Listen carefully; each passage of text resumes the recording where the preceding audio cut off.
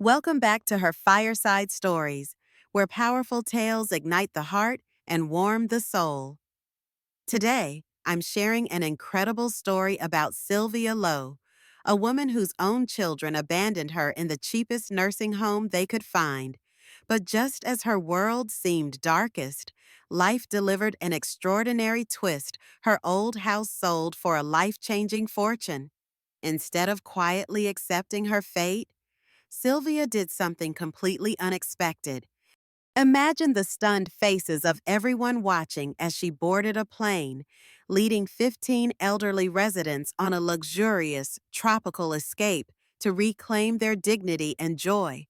Trust me, you'll want to hear every detail of Sylvia's remarkable transformation and the unforgettable reactions from her selfish family. Make sure you listen to the end to find out exactly how Sylvia rewrote her life's final chapters. Don't forget to subscribe to the channel for more incredible stories like this one, and let me know in the comments what you think about Sylvia's bold decision. Also, let me know from where you're listening. I always love hearing from you. I never imagined my own children would discard me like an out-of-fashion coat. But the day they did, it came on so fast, I barely had time to catch my breath. One moment, I was busy stirring tomato soup in my cramped kitchen, thinking about the ways I could still make myself useful at 68.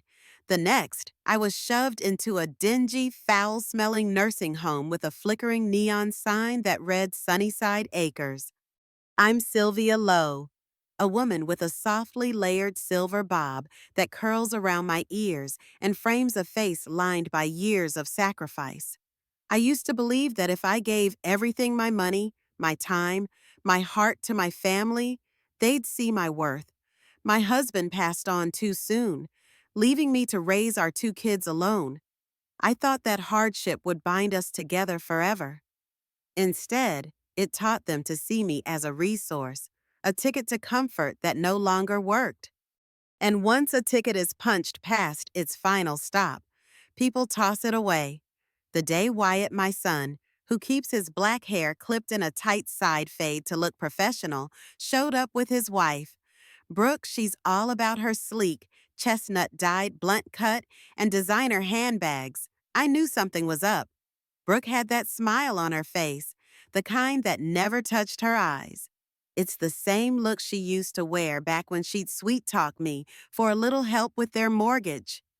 My daughter, Marion, is quieter. She's got a long, casual ponytail and a gaze that flickers with guilt. She was there that evening, too, sitting at my worn dining table, fiddling with her phone as if to distract from the inevitable conversation. What could they want from me now? I wondered. For a moment, I was naive enough to hope they'd come just to see if I needed anything or to surprise me with a trip to the beach. But their words hit me harder than any blow, Mom. We found a care facility that'll be a better environment for you. You won't have to stress about cooking or cleaning. Better environment. Those two words echoed in my ears, condescending and cold. Mom, it's for your own good, Brooke insisted, patting her glossy hair in that nervous tick she has. Meals, nurses, everything on site. But my instincts screamed that it wasn't for my sake at all. It was to free up the house. And me, I was just an impediment to their bigger plans. The day my own children told me, Mom, pack your bags or we're packing them for you, I felt something inside my heart shatter. My name is Sylvia Lowe. I'm 68 years old, and I've always worn my silver hair in a softly layered bob, practical, but with a hint of style that makes me feel more alive than the typical old lady perm. Yet at that moment, even a good hair day couldn't spare me the crushing blow of their words. My son, Wyatt, who loves to keep his black hair trimmed in a side fade to look professional, and his wife, Brooke, sporting a sleek chestnut-dyed blunt cut that never seemed out of place, had made it clear I was an inconvenience, and my daughter Marion, gentle Marion, with her long, casual ponytail, was too timid to defy them. Wyatt's exact phrasing was, "We found this wonderful, cost-friendly place where you can get all the help you need. Even then, I recognized the practiced marketing spin in his tone. Cost friendly. That was code for cheap. I couldn't comprehend how my own flesh and blood, people I raised after my husband died too young, would parade me off to a facility like I was outdated furniture cluttering up their living room. But there I was, blinking in disbelief in my own cramped kitchen, spoon in hand, as Wyatt went on about how wonderful it would be for me. They serve 3 meals a day, plus they've got staff on duty around the clock. He recited. Brooke chimed in with, "You deserve to rest. Stop worrying about chores." Her voice was as sugary as the glossy pink lipstick she always wore. Marion sat quietly, head down, twisting a ring on her finger. Only when I asked her point blank, "Is this what you think is best for me too?" did she muster the courage to shrug and respond, "Mom, I just want you to be safe." But her eyes glistened with guilt, and she refused to meet my gaze. The final blow landed with Wyatt's stiff handshake on a set of keys to my new place, a drab little building with peeling paint on the outskirts of town. Sunnyside Acres was ironically the name, a resting ground where no one truly thrived. I wanted to shout, to demand an explanation, but I was too stunned to form the words. My throat felt like sandpaper. I just stared at the son I once held in my arms, the daughter-in-law I'd welcomed with open arms, and the daughter whose cradle I had rocked on endless nights. All I could think was, how did it come to this Sunnyside Acres turned out to be even bleaker than its chipped sign suggested? The building was a squat, two-story rectangle with a once white exterior now tinted a permanent grayish yellow. A half-dead potted plant wilted by the entrance, like the place didn't even pretend to keep up appearances. The lobby smelled of stale coffee, bleach, and that medicinal odor I could never quite name. If hope had a scent, this was its opposite. From the moment I stepped in, a staff member handed me a rusted key to my room. Actually, it was more like a small hospital ward, cramped with two other seniors who didn't look up from their worn-out recliners. The staff member, Ernest, had wispy blonde hair thinning at the crown. He looked tired, like a man who'd seen too many end-of-life stories. "You'll be sharing a space with Gloria and Miss Bernice," he said. "They've been here a while." He tried to sound upbeat, but the sigh at the end of his sentence gave away his real feelings. I set down my lone suitcase, the corner scuffed from years of use, and surveyed my corner of the room. A rickety bed with a squeaky mattress, a nightstand missing a drawer handle, and a tiny window with a torn curtain. The overhead light flickered, as if deciding whether to give out entirely. Outside that window, the view was a neglected courtyard overgrown with weeds. The walls smelled faintly of disinfectant, but I caught whiffs of a sourness I'd rather not identify. Wyatt and Brooke had dropped me off earlier in the day, insisting they had pressing errands. "We'll come back soon," Brooke chirped, as if she believed her own words. Wyatt mumbled something about phone calls and appointments, never making eye contact. Marion was the only one who held my hand for a moment. She whispered, "I'm sorry, Mom," then hurried after them. The warmth of her hand lingered in mine. It was the last familiar comfort before I was left to find my way among strangers. I had spent my life pouring every ounce of myself into my children, especially after my husband's passing. Late shifts at the diner to put food on the table, rummaging through discount bins for their school supplies, foregoing vacations or new clothes for myself, and now I found myself in a dingy retirement facility, shoved aside because they were worried about me. I tried to swallow the bitterness, but it clung to my throat, unshakable. No, I told myself, I wouldn't wallow. I'd endure. I still had one precious thing they seemed to forget: my old house. They could abandon me here, but they couldn't steal my last bit of ownership, Not unless I let them. The first few days at Sunnyside Acres felt like trudging through a nightmare. Mealtime was strictly regulated 8 a.m. for breakfast, 12 noon for lunch, 5 p.m. for dinner, like a prison schedule. You said them. The meals themselves were barely passable, watery scrambled eggs that tasted of cardboard for breakfast, overcooked veggies floating in lukewarm broth for dinner. Sometimes they'd serve a lump of mashed potatoes with a gravy that tasted suspiciously like dishwater. If anyone dared to complain, the staff would shrug and say, "Sorry, budget cuts." My roommates Gloria and Miss Bernice rarely spoke. Gloria had a short, curly salt and pepper hairstyle that reminded me of my own silver bob, though hers was more disheveled. She always stared at the small TV perched in the corner of the room, flipping between soap operas and game shows with the volume too low to hear. When I tried to make small talk, she'd nod politely but seldom answer. Miss Bernice, on the other hand, had thinning white hair pulled into two small braids. She spent most of her day gazing out the grimy window, lips moving silently as if in prayer or deep conversation with ghosts of her past. Each night, I lay on that squeaky bed, listening to the soft snores and occasional coughing fits of my roommates. I'd stare at the water stain on the ceiling, shaped vaguely like a heart, and wonder if it was fate's twisted joke. At least I still had my wits, unlike some of the residents who wandered the halls with vacant eyes, sometimes forgetting their own names. I wanted to cry but found no tears left. My anger was equally dulled by a sense of grim acceptance. One morning, around dawn, I found myself restless and decided to explore the grounds. Hobbling along the chipped tiles of the corridor, I overheard a hushed argument between a caregiver and a resident.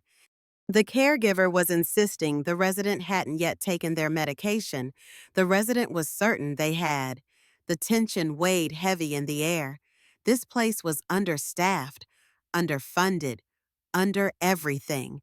Watching that scene, I felt a wave of despair, but behind that despair simmered a slow burn of determination. I wasn't just an old woman waiting to fade away. In my pocket, I still carried the deed to my old house, my last connection to a better life, the final thing in this world that belonged to me alone. I had a suspicion my children had plans for it, especially Brooke with her calculating eyes. But I wasn't about to hand it over. I clutched it tighter than ever. On the fifth day, something changed. I received a phone call at the front desk. I remember the fluorescent lights flickering overhead as a staff member passed me the bulky landline receiver. "Hello," I said, surprised anyone outside would call me here. A calm voice responded, "Mrs. Lowe, this is Harold Fowler from the City Redevelopment Office. We'd like to discuss the potential sale of your property on Cloverfield Lane." My heart skipped. Cloverfield Lane, that was my old house. A modest place with chipped green paint and a rickety porch, but it sat on a piece of land that, in recent years, had begun to pique the city's interest. I could practically hear the wheels turning in Harold's office. If the rumors were true, the city planned to buy out several properties to pave the way for a new commercial complex. I played it cool. "What exactly are you proposing, Mr. Fowler?" His tone was polite but direct. They wanted to schedule a site assessment and discuss compensation. A large sum, perhaps, if I agreed to sign early.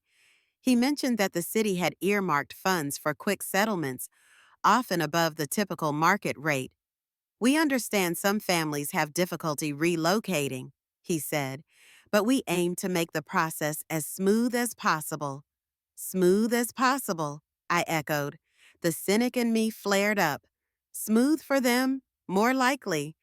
Still, I wasn't naive to the potential windfall. If the city was offering good money, I could transform my existence, maybe leave Sunnyside Acres behind. I'd heard rumors of buyouts near my neighborhood going into the high six figures. Even if it was half that, it would be a life changer.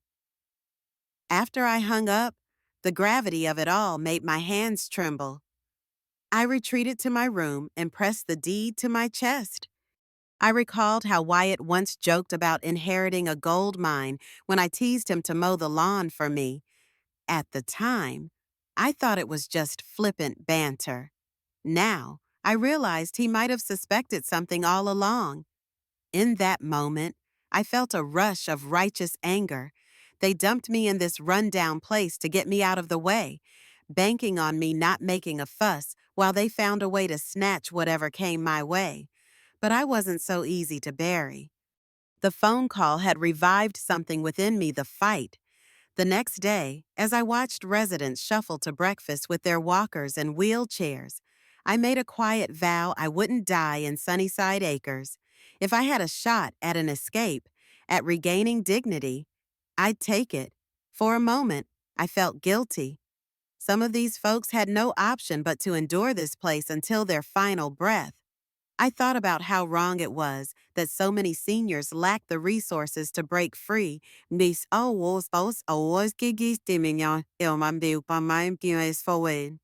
Maybe if my hunch was correct, if I truly had a financial lifeline on the horizon, I could do something not just for myself, but for them, too. That same afternoon, I took a walk around the building's perimeter. We weren't forbidden from leaving the property, but the staff discouraged wandering too far, citing safety reasons. They pointed to the cracked sidewalk and the busy street beyond. I just nodded politely. My arthritic knees ached, but the crisp air felt good after the stuffiness inside. Near the rear parking lot, I spotted Marion standing by her compact car, hugging her arms like she was cold or anxious or both. She had texted me the night before, asking to meet. She looked up, relief washing over her face when she saw me, with her hair drawn into a higher ponytail than usual. She appeared both youthful and frazzled. "Mom," she began, voice trembling, "I'm so sorry for all of this." I could tell she'd been crying. Her eyes were rimmed red. I forced a half smile. "Why did you come?" Marion swallowed hard, glancing at the worn asphalt under our feet. "Because I—" Her voice quavered. "I found out Wyatt and Brooke have been contacting real estate agents. They're talking about your old house like it already belongs to them. They want to flip it or something." She shook her head. "I never agreed to sending you here, but I was too scared to speak up. I don't know what to do now. But I had to warn you." My heart squeezed. Part of me wanted to be furious at her for not defending me sooner. Another part felt immense relief that at least one of my children hadn't forgotten compassion. "Marion," I said gently, "thank you for telling me. But they can't just take my house if I'm still alive and holding the deed." She hesitated, then sniffled. "Brooke thinks you'll just cave under pressure, or that you're so old you won't fight back." That was the final push. I realized I had to act quickly. With Harold Fowler's call fresh in my mind, I knew there was a bigger plan to be made, and I wasn't about to roll over and let them have it. That evening, back in my shared room, I retrieved a folder I'd stashed in an old handbag. Inside were notes from my conversation with Harold Fowler, along with scribbled phone numbers for attorneys who specialized in elder law. I wasn't well versed in legal matters, but I wasn't clueless either. Over the years, I'd learned the basics of protecting myself, especially after losing my husband. I sat on my bed while Gloria watched yet another soap opera rerun, the TV's muted colors flickering across her face.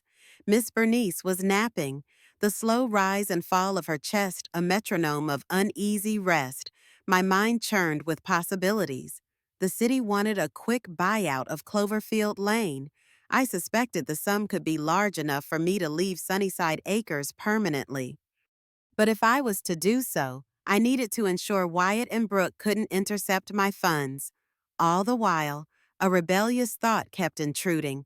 What if I used the money to do something extraordinary? Something that would stun not just my children, but everyone who dismissed the residents here as relics. I didn't just want to leave. I wanted to give this place, these people, the life they deserved. If even for a little while, we were not walking corpses waiting to be put in coffins. We had dreams, memories, vitality. A nurse passed by, dropping off medication cups with a mechanical, "Here's your evening meds." My pills rattled in the paper cup like dice. I stared at them, thinking how easy it would be to just pass each day in a fog. But no, I tossed them back, determined to keep my health stable for what I was about to do. I had a vision, then a plane. A group of gray-haired travelers stepping off onto some sunny tarmac in a far-off place, I near saw, smiles creasing their wrinkled faces. For years, I'd postponed my own dreams. Could I dare to indulge in them now? And better yet, could I bring others along for the ride? I pushed the thought aside for the moment. First things first, get the money, then I'd decide how to use it. The next morning, Wyatt dropped by unannounced, right around breakfast time. He breezed through the cafeteria's double doors like a politician on a campaign stop, with a forced grin plastered on his face. "Hey, Mom," he called, ignoring the line of stooped residents inching toward their trays of congealed oatmeal and carton milk. His side fade hairstyle looked freshly trimmed, which told me he'd spent time and money at the barber before bothering to visit his mother. "Wyatt," I said coolly, "what brings you here so early?" He shrugged, trying to sound casual. "Brooke and I were talking last night, and we realized we haven't checked in on you enough. Thought I'd pop in, see how you're doing."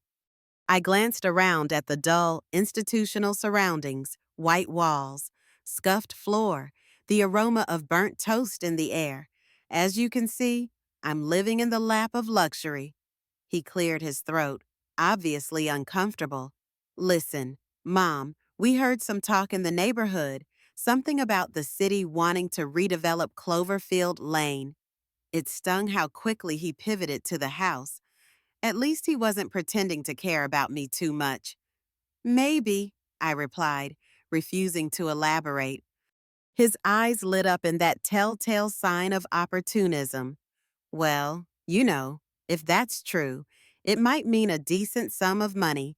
Are you sure you want to handle it alone? I could talk to them, negotiate on your behalf.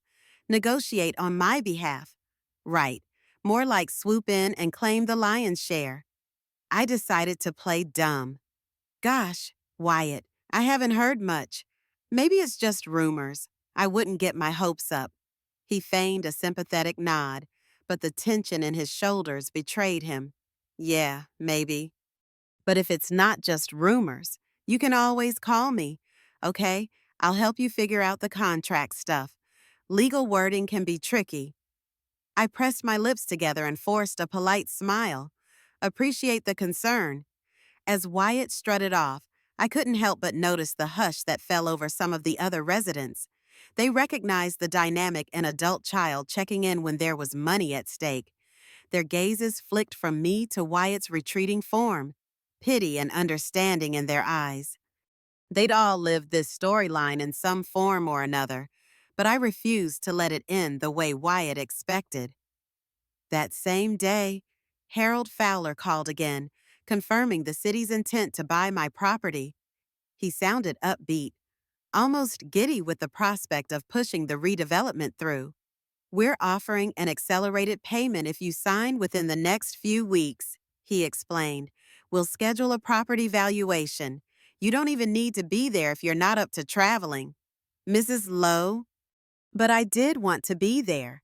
No way would I let them assess my land without me, especially with Wyatt and Brooke lurking around. I insisted on attending. After some hesitation, Harold agreed. "We'll send someone to pick you up from Sunnyside Acres," he said. "We can meet at the property next Tuesday." The moment I hung up, I dialed an elder law attorney named Amelia Price, whose number I'd jotted down from a pamphlet. Amelia's voice carried a calm confidence. "I'd be happy to review any contracts," she said, "and protect your interests, Mrs. Lowe, rest assured, you're not alone in this. We can arrange a consultation at Sunnyside Acres. Just say the word. I breathed easier knowing I had professional backup. I was starting to see a path forward, but it all hinged on how quickly the city moved and how large the offer turned out to be. Deep down, I sensed it might be substantial. They wouldn't push so hard for a worthless plot of land. I reasoned. That night, after the dinner trays had been collected and the lights dimmed, my mind churned with restless energy. With the help of a flickering bedside lamp, I scribbled a plan in my notebook. First, secure the buyout. Second, hide the funds from Wyatt and Brooke. Third, this was the wild part plan, a grand gesture.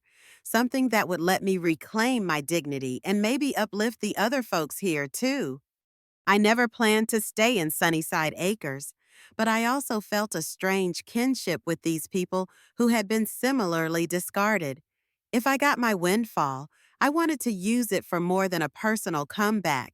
Could I offer them a taste of life outside these drab walls, even if it was just temporary? Before I dozed off, I found myself smiling a genuine, warm smile. Maybe I had no right to be optimistic, but for the first time in months, I felt alive. Tuesday arrived in a swirl of nerves. A city car pulled up to Sunnyside Acres, a modest sedan with the municipal logo on the door. Ernest, the staff member with thinning blonde hair, gave me a curious look as I climbed inside. Going somewhere special? Mrs. Lowe, he asked, eyes flicking from the official car to my tidy navy blue outfit. Just an errand, I said, leaving it at that. The ride to Cloverfield Lane felt surreal. Memories rushed in the porch swing my husband and I had fixed up one summer, the patch of garden where my kids once played, the old oak tree that dropped acorns like confetti every fall. I swallowed a lump in my throat as we turned onto the street. Harold Fowler greeted me by the front gate. He had short brown hair combed neatly, wearing a crisp white shirt with a city-issued lanyard around his neck. Mrs. Lowe, glad you could make it, he said. A team of 2 assessors followed him, measuring tape and clipboards in hand. They looked around, snapping photos and scribbling notes. The house was just as I remembered, paint peeling, shutters hanging crooked. Weeds had invaded the yard. It looked abandoned, but it was my abandoned place. I ran my fingers over the chipped paint on the front door, recalling how I once carefully chose that shade of green because it reminded me of spring and new beginnings. Harold stepped aside to make a phone call, leaving me to wander. I noticed a shape by the curb Wyatt's car, partially hidden behind some overgrown bushes. My heart pounded. Had he followed me, I pretended not to see him, but I knew. He wanted to eavesdrop or maybe intercept the city officials. After nearly an hour, the assessors wrapped up, nodded to Harold, and retreated to their car. Harold joined me, clearing his throat. Based on preliminary figures, Mrs. Lowe, the city can offer a significant sum. I can't give you the exact number yet, but it's looking to be at least in the high 6 figures. I stifled a gasp. High 6 figures. That was more than I ever dared hope for. Thank you, Mr. Fowler, I said, trying to maintain composure. I'll wait for the official paperwork before making any decisions. He smiled politely. Of course. We'll be in touch very soon. I walked back to the sedan, heart hammering against my ribcage. If Wyatt had overheard any of this, he'd be salivating over that figure. But let him salivate. I wasn't signing a single page until I was ready. Sure enough, that evening at Sunnyside Acres, Wyatt showed up, face flushed with excitement. Mom, he burst into my room without knocking, startling Gloria and Miss Bernice. Gloria muted her TV, narrowing her eyes at him. Miss Bernice eyed him from her bed, but said nothing. Wyatt, I said calmly, glancing up from the old paperback I was pretending to read. Is this an unscheduled surprise visit? He gave an awkward laugh. Yeah, I was driving by Cloverfield Lane today and saw you talking to some city guys. Figured maybe the rumors about a buyout are true. I closed the paperback and folded my hands in my lap, silently noting how his entire demeanor screamed urgency. They made an offer, I said. He sucked in a breath.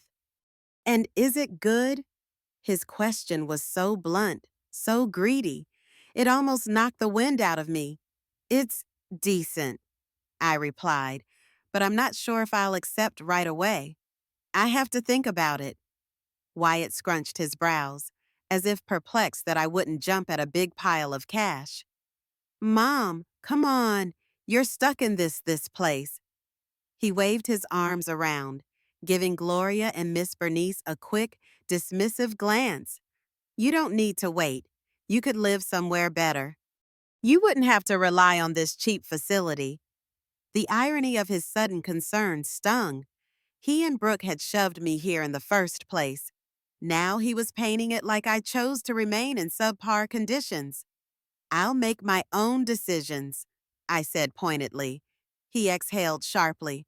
Look, at least let me help. Brooke and I can go over the contract. We have some experience with real estate forms. She helped her cousin flip a house once. I bit back a sardonic remark. I have an attorney, I said. I'm handling it. His jaw tightened. Fine, let's just keep each other updated. Okay. At that, Gloria unmuted her TV, her gesture effectively ending the conversation. Wyatt, realizing he wasn't welcome to linger, mumbled a goodbye and hurried off. I glanced at the shared looks between Gloria and Miss Bernice. They knew what was up, another child sniffing around for an inheritance.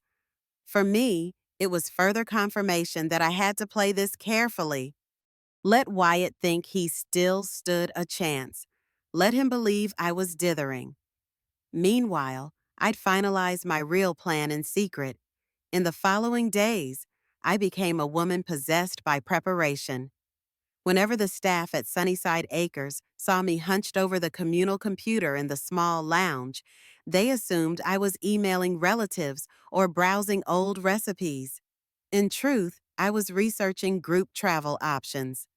Specifically, private charter flights, senior-friendly resorts, medical support overseas, anything that would turn my wild dream into reality. I'd once read about a wealthy philanthropist who took a group of war veterans to Europe so they could visit historical battlegrounds. It struck me then if a plane ticket can cost $1,000, but a private charter for a small group might cost tens of thousands. What if you have hundreds of thousands to spare? The math got fuzzy, but it didn't seem impossible anymore. Of course, I had to be sure the buyout money would be enough. Even if I spent a chunk of it on a grand adventure, I still wanted some left to ensure I'd never return to a place like this unless I chose to. The best approach, I realized, was to set up a trust with a portion of the funds untouchable by anyone but me or a designated trustee. The rest that could go to Project Reclaim, my secret code name for the trip. Late one night, after lights out, I confided in Miss Bernice. She was awake, her eyes reflecting the pale glow of the nightlight. What if we could all leave here for a while? I whispered. Just a trip somewhere warm and bright, where we could taste real food and see the ocean. She blinked as if trying to ensure she'd heard correctly. Then a slow, tremulous smile spread across her face. Dear, we're old. Are you sure it's not too late for that? My heart clenched at her tone, hope laced with doubt. It's not too late, I assured her. As long as we can still breathe, it's never too late to feel alive. She closed her eyes, tears gathering at the corners. I used to dream of seeing the tropics, she admitted, but dreams are expensive. I reached out and squeezed her hand gently. Let me worry about that. Just keep believing. Okay. It felt audacious to say such things out loud, but the spark in her eyes told me that little seeds of belief could flourish, even in the most unlikely soil. When the official city offer finally arrived in my email inbox, I nearly choked on my coffee reading the figure. $728,000 for my modest property on Cloverfield Lane. Harold Fowler explained that the location, though run down, was critical for the city's planned commercial development. My jaw hung open for a solid minute. I recalled the times I'd scrimped and saved, living paycheck to paycheck, never imagining I'd see a sum like this in my lifetime. The email also mentioned that if I agreed to sign the contract within 30 days, there'd be an additional $30,000 incentive, pushing the total to $750,000. That was more money than I'd known what to do with. Of course, the city had its own reasons to rush, but it played perfectly into my hands. I contacted Amelia Price, the attorney. She scheduled a private consultation at Sunnyside Acres. We met in a cramped visitation room with flickering fluorescent lights. Amelia was in her early 40s, hair cut into a neat shoulder-length bob, practical and professional. She laid out the steps for setting up a trust, ensuring the funds were protected from potential family meddling. She said it so diplomatically that I almost laughed. Next, I reached out to a travel coordinator I found online, a woman named Patrice who specialized in arranging tours for older adults. Patrice had a stylish pixie cut streaked with purple, a testament. I thought that we never stop having fun with our hair, no matter the age. Over the phone, she explained how complicated a full-scale group trip could be, especially if I wanted to bring multiple people with varying health needs. But it's doable, she said. We can have medical staff on board, even equipment. The key is planning. When she asked about budget, I took a breath and quoted an upper limit high enough to make her gasp. Are you certain? She sputtered. We could do a full week of luxury at that rate. I wanted to say, I'm beyond certain, but simply responded, we'll finalize once I have the signed papers. I'll be in touch. In the reflection of the window, I caught my own grin, something fierce and joyful. For years, my face had worn worry like a second skin. Now, I glimpsed a different expression, hope. With the financial gears in motion, I needed to address the emotional battleground that was my family. Wyatt and Brooke weren't going to stand by idly when they realized how big the payout was. Marion was an ally, but a nervous one. She called me one evening, whispering into her phone, Mom, I overheard Brooke talking to someone about contesting mental capacity and guardianship. She thinks you're not fit to handle such a large sum. I clenched my fist around the receiver. Of all the lowdown tactics, don't worry, Marion, I told her calmly. I've already spoken to a lawyer, and I have medical records proving I'm of sound mind. If Brooke tries that, she'll fail. Still, it rattled me.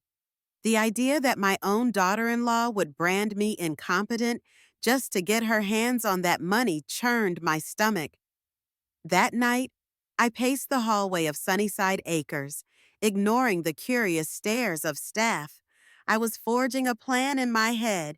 It was time to go on the offensive. I called Amelia first thing in the morning, outlining a strategy we'd submit a thorough medical evaluation, plus notarized statements of my mental fitness. If Wyatt or Brooke tried anything underhanded, we'd have legal firepower to shut them down. Amelia assured me we could also request a protective order if harassment escalated. Meanwhile, I quietly spread the word among residents about an upcoming surprise. Did I teased them with hints of sunny beaches and fruity drinks, refusing to give full details. Some seemed skeptical, but they humored me. Maybe they simply enjoyed the spark of excitement in a place typically devoid of it. Gloria started asking me, are we really going somewhere tropical? And Miss Bernice had begun flipping through magazines, pointing at pictures of palm trees and turquoise waters with the same wonder a child has for Disneyland. As for me, the more they lit up at the possibility, the more determined I became. If I could get that money safely in hand, I wouldn't just buy a fancy condo somewhere. I'd buy us all a memory so sweet that it would eclipse the gloom of Sunnyside Acres, if only for a short while. I still remember the day Harold Fowler himself arrived at Sunnyside Acres with a folder of contracts. The facility director, Ms. Kincaid, escorted him to the small lounge near the front desk. The air smelled of artificial pine cleaner and cheap coffee. Ms. Kincaid had a tidy updo, and she fluttered around Harold like he was a VIP. In a sense, he carried life-changing papers under his arm. Harold greeted me with a warm handshake. Mrs. Lowe, I've prepared the final documents for the sale of Cloverfield Lane. Once you sign these, the city will wire the funds to your account within 3 business days. My heart pounded. Amelia joined us, perched elegantly on one of the lounge chairs, scanning the pages. She nodded in satisfaction. Looks standard. A fair deal. My throat felt dry. I could almost see images of the beaches in my mind, pictures of seniors strolling barefoot on sun-kissed shores. But I also imagined Wyatt's face contorting in anger. With a shaking hand, I lifted the pen. Take your time.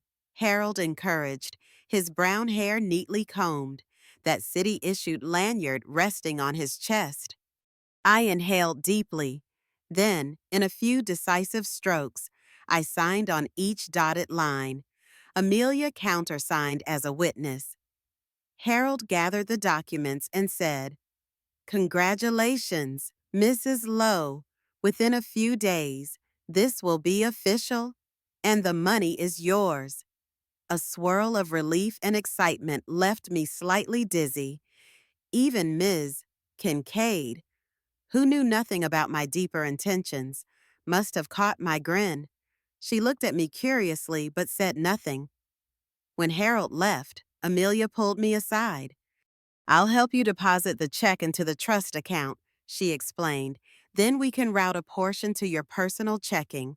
Just remember, anyone who doesn't have your explicit approval won't be able to access it. This includes family." I squeezed her hand. "Thank you," I whispered. I was halfway to my room when I noticed a figure lurking near the entryway. Brooke. Her arms crossed over her chest. Chestnut blunt-cut hair immaculate, but her expression twisted with suspicion. She must have arrived while we were signing. My stomach flipped. "Here we go?" I thought. She marched straight over, the heels of her designer shoes clicking sharply on the tiled floor. "Sylvia," she hissed. "What did you just sign?" I clutched my folder tighter. "That, dear, is my business."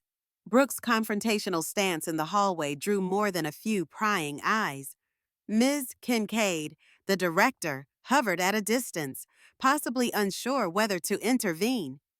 I noticed Gloria peeking around a corner, curiosity etched into her features. Brooke, with her perfectly manicured nails, jabbed a finger toward the folder under my arm. "You're not thinking straight," she declared. "You're probably signing away your property for peanuts. Let Wyatt and me help." Her voice was strained, her usually poised demeanor rattled by the possibility that I'd finalize everything without her. I gave her a long, calm look. "The city's paying me more than a fair price," I said. "I'm quite happy with it." She blinked, momentarily speechless. Then a flash of greed lit her eyes. How much she demanded, her voice dropping to a fierce whisper. "It's enough for me," I replied. "That's all you need to know." Her cheeks flared with anger. "You're deliberately keeping us in the dark. Sylvia, we're your family, and we deserve transparency." That word transparency rolled off her tongue with a certain gall, given her track record of sneaky phone calls and backdoor real estate inquiries. I tightened my jaw, determined not to lose my temper. "I recall you and Wyatt telling me I'd be happier here, away from the burdens of home maintenance," I said, tilting my head. "Well, now I'm free of those burdens, and you want to manage my money? Interesting." Brooke's nostrils flared. Don't twist things around. We only wanted to protect you. And we still do. Then you can protect me by respecting my decisions. I shot back. Now, if you'll excuse me, I have some errands to run. I brushed past her, my head held high. My legs shook slightly, but pride kept me steady. I half expected her to pull some dramatic stunt yell for a staff member or threaten me, but she stood frozen, fists clenched. Behind me, Ms. Kincaid stepped in to distract Brooke with a flurry of polite questions. Again. I headed down the hall, each step echoing with a sense of finality. The lines were drawn clearly now. They'd made their move, and I'd made mine. All that remained was for the money to land safely in my account. Then, Project Reclaim would truly begin. 3 days later, the sum appeared in my newly established trust account, $750,000. Amelia confirmed it with a phone call. The funds have cleared. Congratulations, Mrs. Lowe. The word congratulations felt almost surreal, like I'd won a lottery I never bought a ticket for. I thanked her, my voice trembling with relief. That afternoon, I wasted no time. I arranged for a substantial portion enough to live comfortably for the rest of my days to remain locked in the trust. Another chunk went to my personal checking. The next call was to Patrice, my travel coordinator. "We're ready," I said, adrenaline coursing through me. Patrice squealed, "Oh, this is going to be amazing. Are you still thinking tropical? Or did you want to do a European tour?" I closed my eyes, imagining the battered hallways of Sunnyside Acres. Tropical, I decided. I want to give them a place as different from this as possible, something vibrant, something they'll remember for the rest of their lives. Patrice rattled off some suggestions: Hawaii, the Caribbean, maybe even the Maldives if we wanted to go big. The idea of the Maldives, with its pristine blue waters, palm trees, and little huts over the ocean, appealed to me. It was the kind of dream destination I used to see on travel shows, never imagining I'd go. We can charter a flight that accommodates wheelchairs and medical supplies. Patrice continued, "We'll need a small medical staff for safe measure. Also, we'll arrange ground transportation and accessible rooms with walk-in showers, ramps, all that." My heart soared. "Do it," I said simply. She chuckled, calling me fearless. Next, I went door to door at Sunnyside Acres, approaching the residents I knew. Gloria was game the moment I mentioned it. Miss Bernice teared up and hugged me. Some were more hesitant. Alfred, a tall man with neatly combed gray hair, insisted he was too old for the stress of travel. I pleaded gently, "You're not too old to enjoy the sound of waves." Eventually, he relented.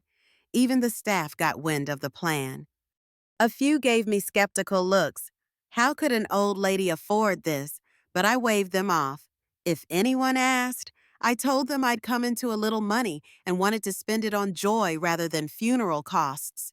It was my money, my business, and my life. The final roster came to 15 residents, 15 souls ready for an adventure. Organizing the trip was a whirlwind. I worked with Patrice to schedule passport appointments for those who needed them, which turned into a comedy of errors at times. Some of these folks didn't even have a driver's license anymore, let alone a passport. Patrice had special arrangements with local government offices to expedite the process. We took group photos, each resident standing against a plain white background, while a bored photographer snapped away, the resulting images smiling seniors with various hairstyles. Outfits ranging from tattered sweaters to Sunday best became the first tangible proof that our journey was real. A local doctor volunteered to do health checkups, ensuring everyone was stable enough to fly. Some needed medical clearance for oxygen tanks, others for medication schedules. I watched from the sidelines with a tight feeling in my chest. What if one of them got disqualified? But the doctor kind-eyed, with curly brown hair, seemed determined to help us all get that green light. "Ain't everyday seniors get an offer like this," he said with a wink. Meanwhile, Wyatt and Brooke were suspiciously absent. Marion confessed that Brooke had tried to hire a lawyer to contest my mental soundness.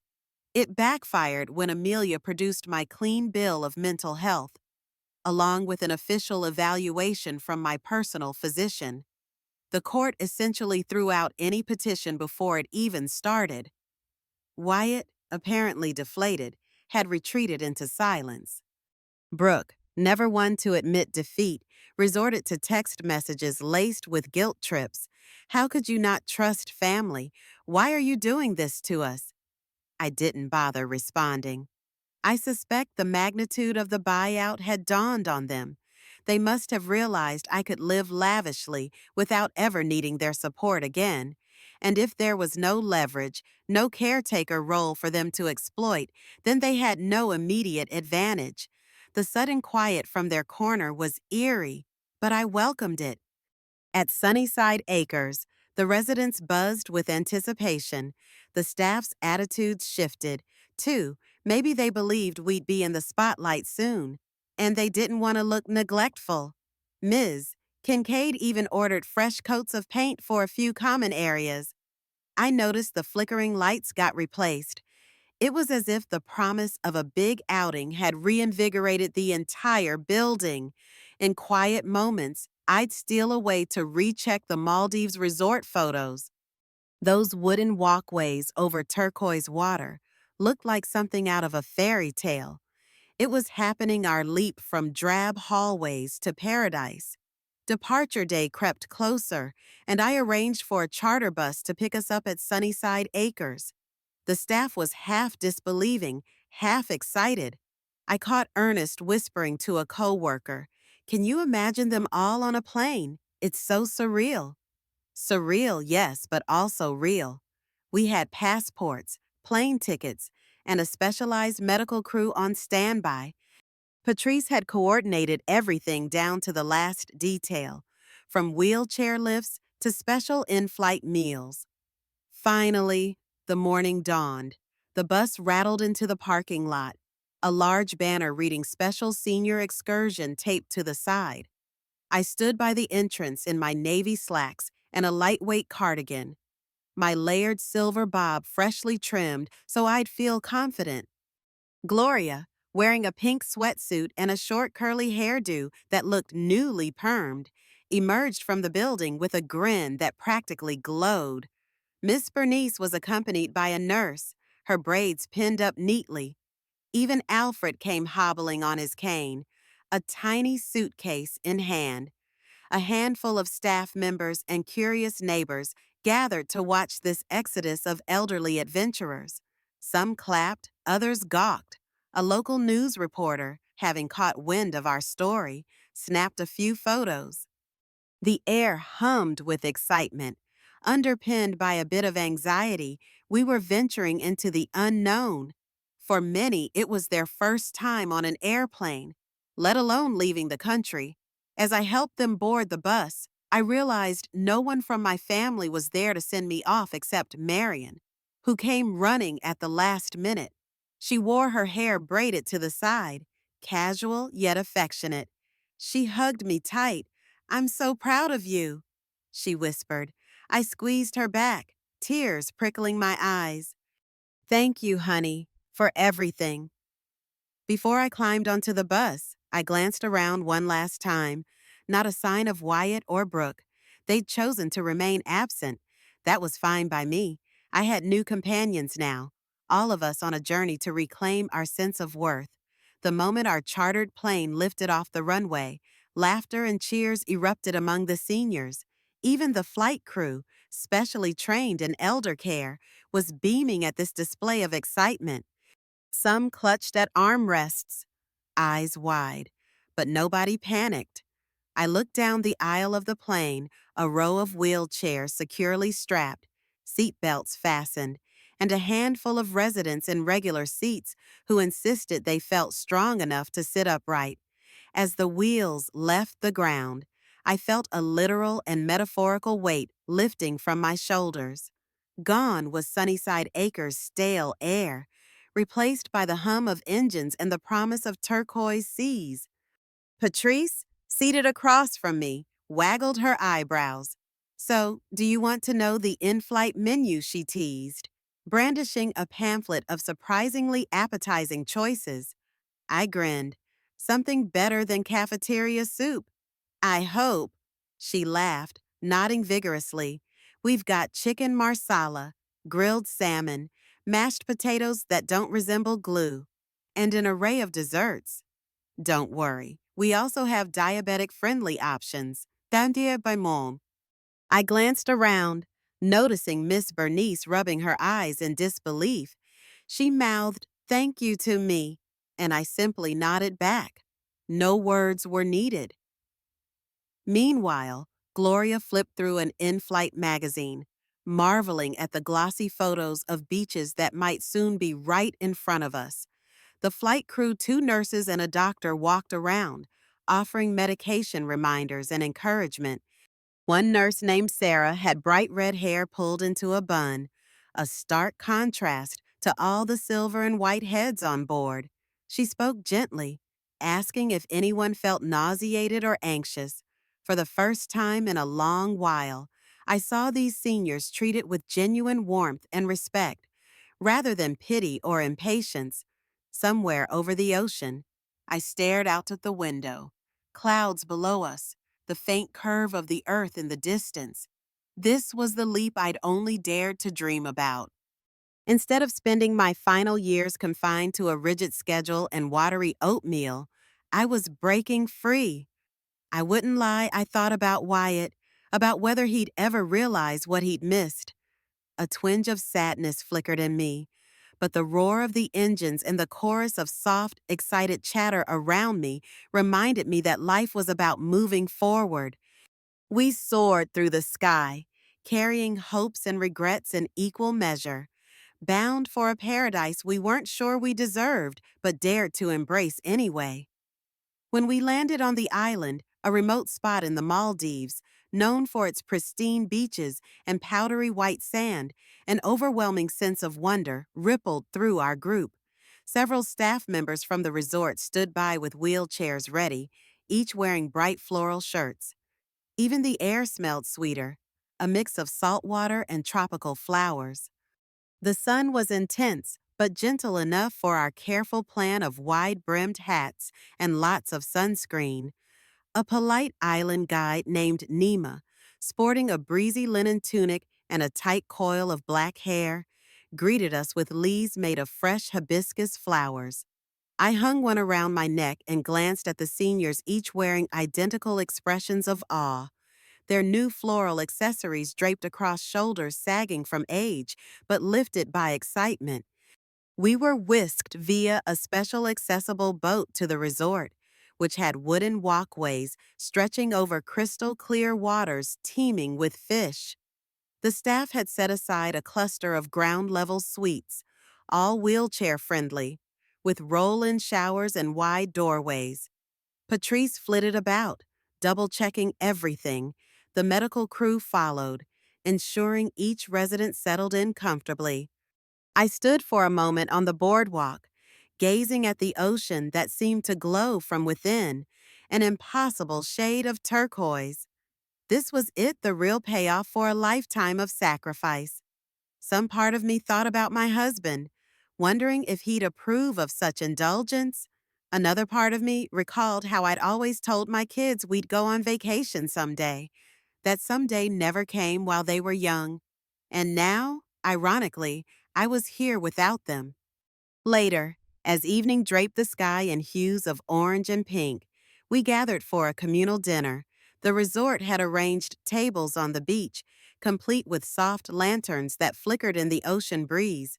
Gloria, Miss Bernice, Alfred, and all the others sat in a circle, laughing at the surreal nature of the moment barefoot in the sand, listening to waves lap at the shore. I sipped from a coconut adorned with a little umbrella and scanned the faces around me. Wrinkles, age spots, oxygen tubes, none of it mattered. We were alive, sharing an experience that defied the stereotypes of sunset years. If I could freeze time, I would. For the first time in ages, we weren't patients or burdens. We were travelers, explorers, people. Over the next days, we fell into a rhythm of pure wonder. Mornings began with gentle stretches led by the resort's fitness instructor, who adapted every move for wheelchairs and canes. Some tried simple yoga poses in chairs, arms raised toward the sun. I loved seeing their eyes sparkle with surprise that they could still move, still stretch, still greet a new day with vitality. Afternoons brought beach walks or beach rolls. In some cases, the staff built temporary ramps over the sand so wheelchairs could glide closer to the water. Miss Bernice asked if she could dip her feet in the ocean for the first time in her life. With the help of two attendants, she did exactly that, laughing like a schoolgirl at the rush of waves around her ankles. We scheduled a glass-bottom boat tour for those who wanted to see the coral reefs. Alfred, initially so reluctant, ended up pointing excitedly at the colorful fish darting beneath us. "Look at that one," he'd exclaim, eyes wide as if he were a child again. Gloria dozed in the sun after snapping 100 photos on a disposable camera she'd insisted on using. "Nothing beats the old-fashioned way," she'd said. Patrice and I coordinated an evening barbecue under the stars, complete with a local band serenading us with island tunes. Some residents got teary-eyed, overwhelmed by the sheer beauty of it all. One man named Gary, who'd rarely spoken back at Sunnyside Acres, surprised everyone by dancing in his wheelchair, arms swaying to the beat. And each night, I found a quiet moment to sit alone, staring at the moon's reflection on the water. Was I fooling myself by believing we could escape our problems entirely? Perhaps, but the way each resident's face lit up when they woke to the sound of waves told me it was worth it. Even if we returned home eventually to the humdrum of daily life, we'd have these memories. One dawn, I snapped a photo of Miss Bernice, gazing at the rising sun with tears on her cheeks. She looked over at me, smiling through her tears. "Thank you," she whispered. In her eyes, I saw gratitude so profound it hurt. That was the moment I knew we'd already won, no matter what happened next. Meanwhile, back in the States, Marion kept me updated via texts and voice messages.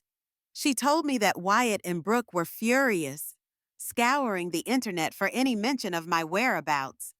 According to her, they discovered a local news outlet had run a short piece on the senior group traveling to a tropical paradise, funded by a generous patron. The article didn't name me outright, but the timing and details were unmistakable. "They're calling it reckless," Marion said. "Brooks telling anyone who'll listen that you're being scammed." I felt a pang, not of guilt, but of sadness at how their greed overshadowed everything else. "Let them talk," I told Marion. "I'm not hurting anyone. I'm giving joy to people who rarely get any. If that's reckless, I'd rather be reckless than cruel." She agreed wholeheartedly, adding that she'd started packing her things. She planned to move out of Wyatt and Brooks' house soon, tired of the tension and emotional manipulation. "I realized something," she said. "I've been living in their shadow, letting them dictate my decisions. Seeing what you did, it made me realize I can carve out my own path, too." Her words warmed me. If my actions had inadvertently sparked her bravery, then all the better. "There's room for you here," I joked, half serious. "If you can catch the next flight, we'll keep a spot on the beach chair warm." She laughed, though I sensed she was tempted. On the island, we had a few more days of bliss. Some seniors tried snorkeling with life vests and the help of a guide, marveling at the underwater world. Others took scenic boat rides at sunset, their faces illuminated by the golden sky. The meals were vibrant fresh fish, tropical fruits, coconut desserts. Even those on restricted diets found something tantalizing. Perhaps the most transformative sight for me was a single moment at dusk, Alfred, once stoic and skeptical, leaning on the wooden railing, tears sliding silently down his cheeks. When I asked if he was okay, he simply nodded and whispered, "Never thought I'd see something so beautiful." Yes, returning to reality would be difficult, but we weren't the same people who left Sunnyside Acres. We'd tasted a slice of heaven on earth, and that could never be taken from us. On our final night, Patrice organized a farewell party, a mix of local island music, a small bonfire on the sand, and a roasted seafood feast. It was both a celebration and a bittersweet reminder that tomorrow we'd return to the world we came from. As the embers crackled, I handed out small souvenirs I'd bought at a local craft stand, necklaces of polished shells, little carved dolphins, bright sarongs for those who wanted them. We laughed, reminisced about our clumsy snorkeling attempts, and the time Miss Bernice nearly toppled into the boat because she was too enthralled by a sea turtle. Even the resort staff joined in, dancing in a circle with the residents. I noticed Gloria leaning on a staff member's arm, her short curls bouncing as she giggled at a joke I couldn't hear. I felt a gentle tap on my shoulder. Turning around, I found Sarah, the red-haired nurse, wearing a soft smile. "I just wanted to say thank you," she said quietly, "not just for bringing me along on this journey, but for letting me witness something extraordinary. You've shown me what compassion can do." I didn't know how to respond at first. Then I just nodded, tears threatening to spill. "Thank you for taking care of us." I managed. She pulled me into a quick hug. Off to the side, I spotted Alfred and Gary chatting like old friends, both beaming as if they'd discovered a new lease on life. A gentle breeze carried the scent of salt and firewood. The moon hung low over the horizon, casting a soft glow across the gathering. This was the pinnacle of my dream, realized in a swirl of laughter, music, and open-hearted camaraderie. As the night wore on, I drifted from group to group, soaking up every detail of the stories. The laughter lines etched deeper into faces that were once so downtrodden. I sensed an unspoken sentiment among all of us, gratitude for having defied the label too old or forgotten. We had proven that the closing chapters of life could still hold adventure, warmth, and meaning. When I finally crawled into bed that night, I pressed my palm against the cool sheets, reflecting on the transformation we'd all undergone. We weren't just returning to Sunnyside Acres. We were returning as survivors of a grand escapade, keepers of an impossible memory, and that would change everything. The flight back was subdued, a pleasant exhaustion settling over our group. We touched down and boarded the bus to Sunnyside Acres, where we were met by a small assembly of onlookers staff, a local news photographer, and even some neighbors who'd heard the buzz. Stepping off, I felt lighter, as though the trip had peeled away layers of despair. One by one, the seniors were helped off the bus, each greeted with applause and curious questions. "Ms. Kincaid approached me with a wary smile. "Welcome back, Mrs. Lowe. I heard about your expedition." She seemed uncertain how to address me now. The old helpless resident had returned a celebrity of sorts. Inside, we found our old rooms intact, but something had shifted. The staff moved with a renewed sense of attentiveness. Residents who hadn't gone on the trip peppered the returnees with questions. Alfred proudly displayed photos he'd taken with a borrowed camera. Miss Bernice pulled out seashells from her bag to show her roommate. In that moment, Sunnyside Acres didn't feel quite as grim. A spark of life lingered in the corridors. The next day, a local reporter interviewed me in the lounge. Why did you do it? She asked, her microphone angled to capture my response. I glanced at the group of seniors gathered behind her, those who'd traveled with me, and those who only now believed such journeys could happen. Because life doesn't stop when you turn 60, or 70, or even 90, I said softly. We deserve moments of wonder, even if the world tries to tuck us away. Shortly after, Marion arrived. Her hair now cut in a short, liberating style. She said she needed a fresh start. We hugged like mother and daughter who finally saw each other plainly. I'm renting a little apartment, she told me proudly. No more living under Wyatt and Brooke's roof. As for Wyatt and Brooke, they didn't show, but I learned through Marion they'd burned through credit cards, trying to salvage some real estate deal that never took off. They were furious, but I felt only a distant pity. My life and that of my companions had become richer than any bank account statement could imply. And so we settled back in, but not the same. Every memory of that sun-kissed island proved an antidote to gloom. We were survivors, adventurers living proof that the spirit can soar at any age. And there you have it. Sylvia's extraordinary journey from abandoned grandmother to heroine who reclaimed her dignity and joy, along with those who needed it most. I hope her courage and resilience have inspired you as deeply as they've inspired me. Remember, life can offer unexpected second chances, even when it seems all hope is lost. If you enjoyed this story, please take a moment to hit the subscribe button and ring the bell so you never miss another uplifting tale from her Fireside Stories. And don't forget to comment down below. I'd love to hear your thoughts on Sylvia's decision. Do you think she made the right choice? What would you have done differently if you were in her shoes? Also, feel free to share this story with someone who needs a gentle reminder that it's never too late to reclaim happiness. Thank you so much for listening. Until next time, stay warm, stay inspired, and keep your own fireside glowing bright.